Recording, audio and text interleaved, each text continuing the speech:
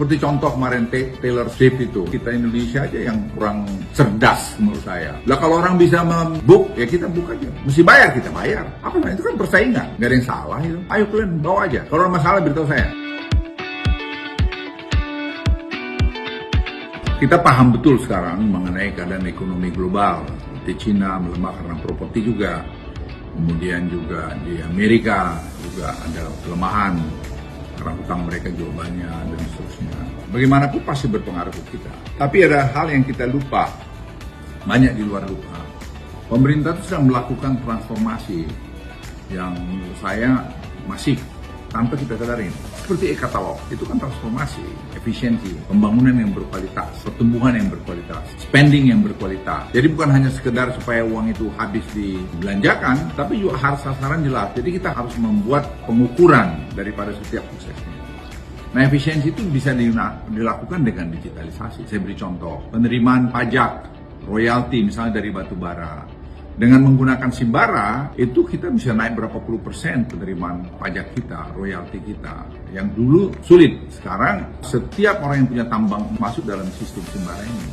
Nah, begitu Anda masuk di Simbara ini, Anda otomatis akan membayar royalti, membayar pajak, dan kemudian kita tahu jumlah produksimu, kadarmu, ekspor kemana, kapan, kapal apa, dan seterusnya.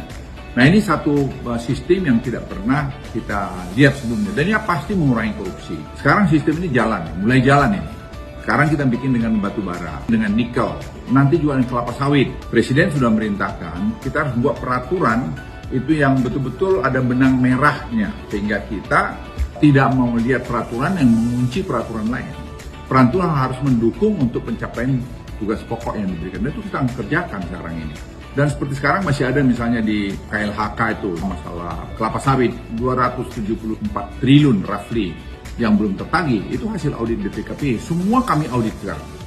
Nah, jadi kalau sekarang seperti KLHK ini sekarang perintah presiden sudah, itu untuk kita digitalkan, tidak boleh lagi manual, karena manual itu sumber korupsi. Jadi sumber-sumber ekonomi kita itu banyak tadi yang bisa kita perbaikin, sehingga dengan begitu tax ratio kita juga bisa naik, bisa ke 14%. Itu sangat bisa. Jadi saya sih sebenarnya sangat optimis bahwa kita bisa tumbuh lebih besar. Dan kita kalau mau tumbuh di 6%, ya memang harus melakukan efisiensi di semua lini.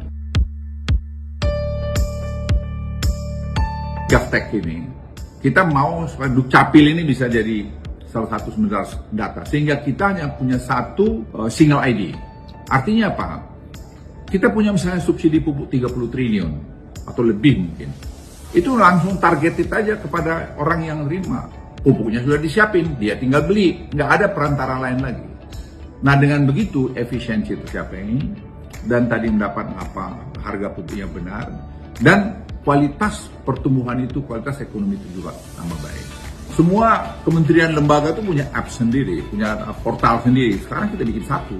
Sehingga dengan begitu kita bisa ngukur, bisa tahu berapa di kementerian A, di lembaga A, butuh komputer, tipe apa. Ya, kita bikin tadi, masukkan dalam e-katalog. Ya, itu kan efisiensi. Menjadi ada industri dalam negeri.